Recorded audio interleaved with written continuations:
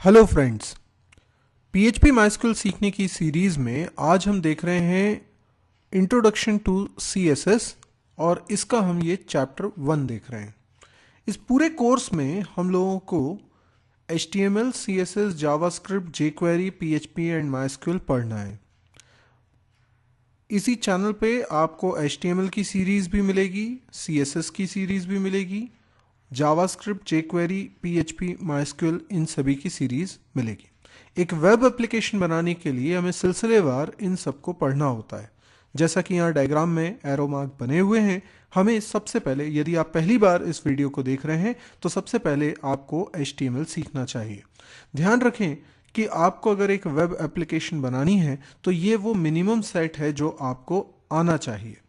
तो अगर इससे पहले आपने कोई वेब एप्लीकेशन नहीं बनाई है तो मेरी आपको सलाह ये है कि CSS पढ़ने से पहले आपको HTML का ज्ञान होना चाहिए। तो HTML की सीरीज़ भी इसी चैनल पे है, आप उसको पहले ज़रूर देख लें। यदि आपको पहले से HTML आती है तो आप CSS को यहाँ से पढ़ना स्टार्ट कर सकते हैं। CSS क्या है? CSS का फुल फॉर्म है कैस्केडिंग स्टाइल शीट। CSS का क्या रोल होता है? कोई भी वेब पेज जब हम बनाते हैं तो वो HTML लैंग्वेज में बना होता है।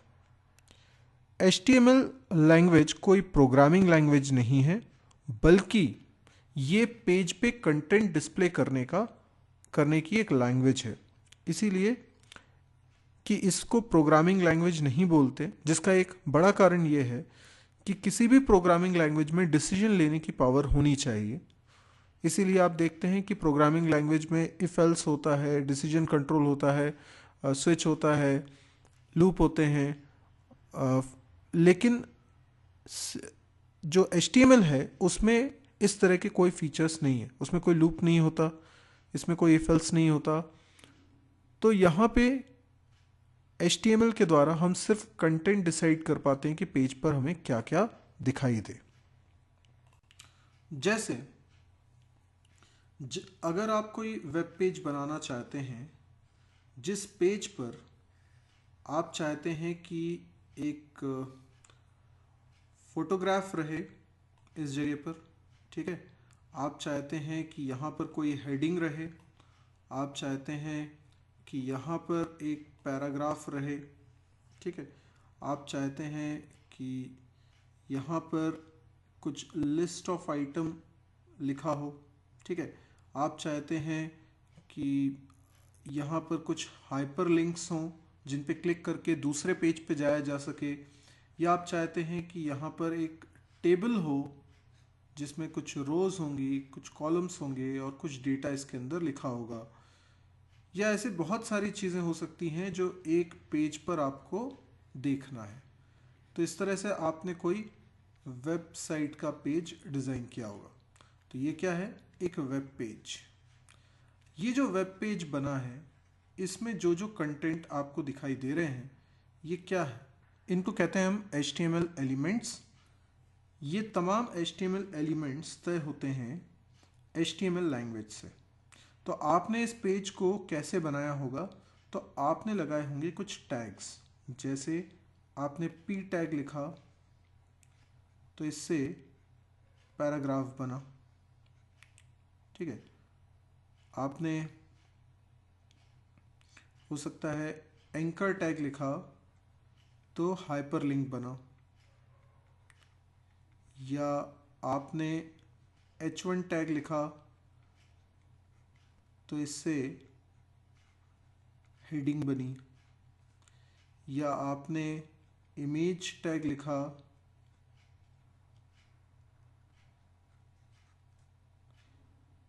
ठीक है तो इससे इमेज बनी, या आपने टेबल टैग लिखा तो स्क्रीन पे टेबल दिखा।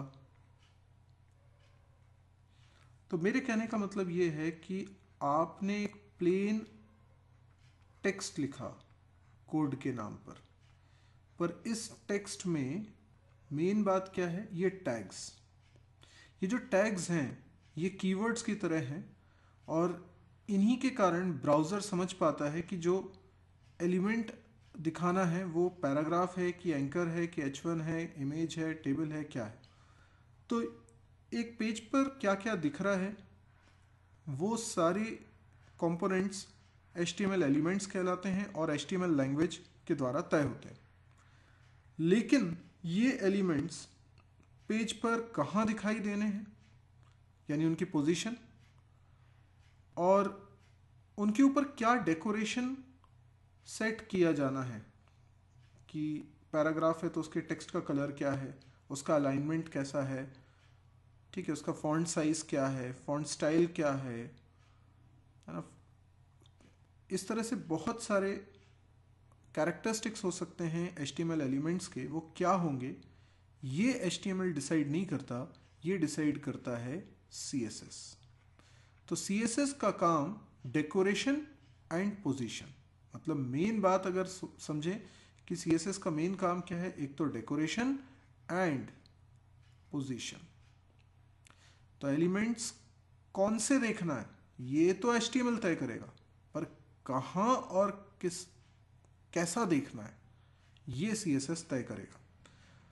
हालांकि HTML में भी कुछ एट्रीब्यूट्स होते हैं जो किसी भी HTML एलिमेंट के डेकोरेशन को तय कर सकते हैं, लेकिन HTML में ये कैरेक्टरिस्टिक सेट करने के लिए लिमिटेड एट्रीब्यूट्स हैं, कम फीचर्स हैं, यानी हम डेकोरेशन कर तो सकते हैं पर उस काबिलियत के साथ नहीं जो CSS के द्वारा किया जा सकता है।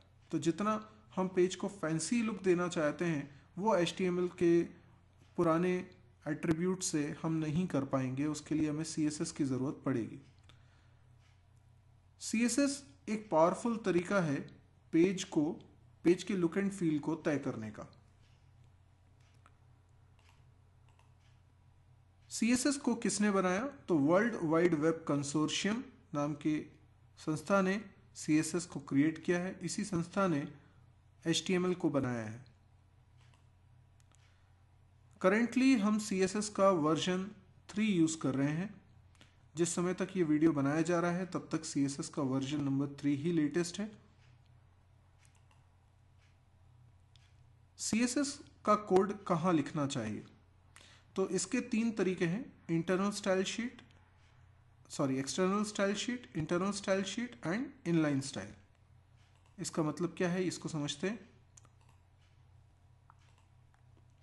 मान लीजिए आपने एक पेज बनाया, ठीक है, ये HTML का एक पेज बन गया, इसको आपने कुछ नाम दे दिया, फॉर एग्जाम्पल home.html, ठीक है। अब हम इस पेज में ऑब्वियसली HTML की कोडिंग आपने करी होगी। इस पेज पर हमने कई सारे एलिमेंट्स बनाए, हमने इसमें H1 भी बनाया होगा, हमने इसमें एंकर भी बनाया होगा, हमने इसमें लिस्ट भी बनाई होगी, हमने इसमें पैराग्राफ भी बनाया होगा, ऐसे बहुत सारे एलिमेंट्स इसमें बनाए होंगे। अब पहला तरीका, मैं एक CSS फाइल बनाता हूँ, मतलब एक ऐसी फाइल जिसका एक्सटेंशन होगा CSS, और CSS में जिस तरह से कोडिंग की जाती है वो सब कुछ यहाँ लिखूँगा। यानी CSS का अपना सिंटैक्स है, अपना स्टाइल है लिखने का। बेसिकली CSS के द्वारा हम HTML एलिमेंट्स की प्रॉपर्टीज़ तय करते हैं। तो मैंने यहाँ पर लिखा होगा कि पैराग्राफ कैसा दिखे, H1 कैसा दिखे, एंकर कैसा दिखे, कहाँ दिखे और कैसा दिखे, ये सब कुछ मैंने इस CSS फाइल में लिखा होगा। जब हम चाहते हैं कि CSS फाइल में जो कोड लिखा है वो अप्लाई हो इस HTML फाइल के एलिमेंट्स पर, तो उसके लिए मुझे यहाँ पर एक लाइन लिखनी पड़ती है, दैट इज लिंक टैग।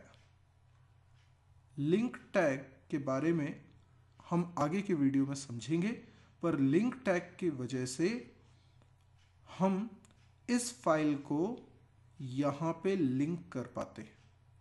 इसका मतलब जब इस HTML फाइल को ओपन किया जाएगा ब्राउज़र के द्वारा, तो ब्राउज़र इस लिंक टैग की मदद से इस CSS फाइल के कंटेंट को भी रीड कर पाएगा, और इसी वजह से इस पेज पर जितने भी एलिमेंट्स हैं उन पे अप्लाई होने वाली प्रॉपर्टीज जो कि इस CSS फाइल में लिखी हैं वर्कआउट हो पाएंगी। इसको बोलते हैं एक्सटर्नल स्टाइल शीट।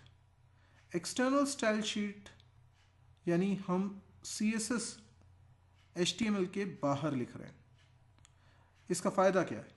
अगर हम एक वेबसाइट में एक नहीं बहुत सारे पेजेस बना रहे हैं, ऑब्वियसली ऐसा होगा कि एक वेबसाइट बना रहे हैं तो बहुत सारे वेब पेजेस बना रहे हैं। अब आप देखते हैं कि एक वेबसाइट के सभी पेजेस में एक basic look and feel same रहता है, जैसे हेडर वाला पोर्शन हो सकता है, कलर हो सकते हैं, फॉन्ट हो सकते हैं, टेबल का लुक हो सकता है। तो ये बहुत सारे फीचर्स होते हैं जो एग्जैक्टली सेम दिखते हैं हर पेज पे, तभी एक रूपता आती है पूरी वेबसाइट में। तो हम क्या चाहेंगे, कुछ प्रॉपर्टीज़ ऐसी होंगी एलिमेंट्स की जो कॉमन चलेंगी हर पेज पे। तो बार बार CSS लिखने की बजाय CSS एक फाइल में लिख दें और इस फाइल को हम सभी HTML फाइल के साथ लिंक कर दें। और लिंक करने का तरीका वही है कि हम HTML फाइल के अंदर एक लिंक टैग लिखेंगे जिसमें CSS फाइल का जिक्र होगा।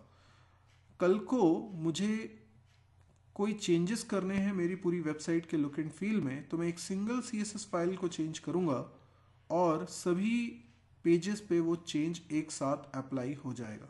तो ये है एक्सटर्नल स्टाइल शीट। अब देखते हैं इंटरनल स्टाइल शीट क्या है। अगर मैं अपने HTML फाइल में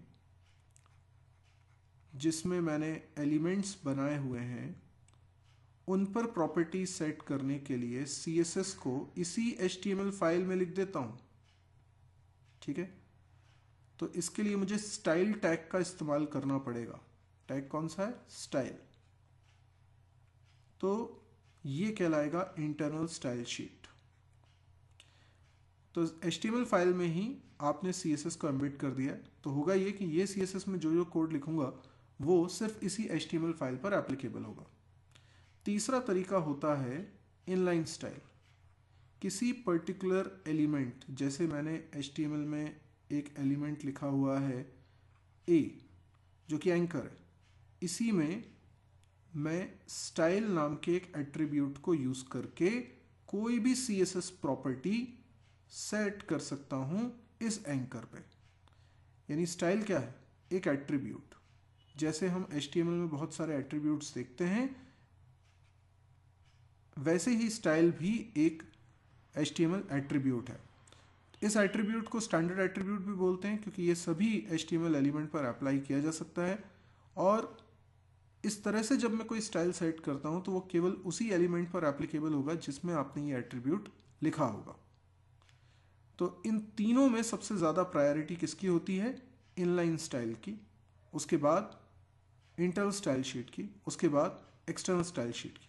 यानी अगर एक पेज पर ये तीनों एप्लीकेबल हो रहे हैं और तीनों में एंकर के लिए कोई प्रॉपर्टी लिखी है कि एंकर वाले एलिमेंट का कलर ग्रीन हो जाए, तो मान लीजिए इनलाइन स्टाइल में बोला है ग्रीन, इंटरनल स्टाइल शीट में बोला है ब्लू और एक्सटर्नल स्टाइल शीट में बोला है रेड, तो वो इनलाइन स्टाइल के हिसाब से सेट होगा क्योंकि इसको प्रेफरेंस मिलेगी।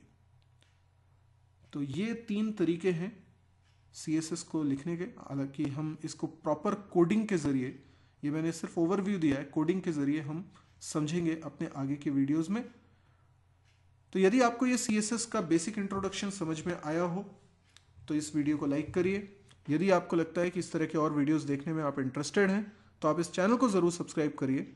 मैं और भी कई सारे चैनल्स चला रहा हूं जिसमें C++, Java, data structure, DBMS, programming exercises, ये सब वीडियो लेक्चर के द्वारा कवर कर रहा हूँ डिफरेंट चैनल्स से। तो यदि आप उनको भी देखने जानने में इंटरेस्टेड हैं तो आप मेरी वेबसाइट को ज़रूर विजिट करिए www.mysirji.com। इस वेबसाइट पे ना केवल आपको मेरे सारे चैनल्स के लिंक मिलेंगे, हर चैनल पे मैंने जितने वीडियोस अभी तक अपलोड करे हैं उसकी कंप्लीट लिस्ट भी मिलेगी, जिसके टॉपिक वहीं पर आपको शो हो जाएंगे। तो आप अपने इंटरेस्ट के हिसाब से वो वीडियो को देख सकते हैं जो आपको शायद यूट्यूब में ढूंढने में दिक्कत हो, लेकिन वहाँ से आप बहुत आसानी से उसको ढूंढ सकते हैं। आप अपनी प्रोग्रामिंग स्किल को अगर बहुत डेवलप करना चाहते हैं तो प्रोग्रामिंग एक्सरसाइज की सीरीज़ भी मैंने उसमें रखी हुई है, जिसको आप प्रॉपरली फॉलो करके अपनी प्रोग्रामिंग स्किल को भी डेवलप कर सकते हैं। अब यदि आपको ये वीडियो पसंद आया है और यदि आपको लगता है कि इससे आपको बहुत फ़ायदा हो सकता है इस तरह की वीडियो से, तो आप इसको अपने फेसबुक वॉल पे शेयर करिए। ज़्यादा से ज़्यादा लोगों तक इसको पहुंचाने की कोशिश कीजिए। बहुत लोगों को इसका फ़ायदा मिलने वाला है। अगर आपको समझ में आ रहा है तो बहुत लोगों को समझ में आएगा। और अगर आप ऐसा करते हैं तो इससे मेरे को भी एक मोटिवेशन मिलता है। जब ज़्यादा लोग मेरे वीडियोस को देखेंगे, पसंद करेंगे, तो मुझे भी लगेगा कि मैं और अच्छे वीडियोस बना के अपलोड करूं। Thank you.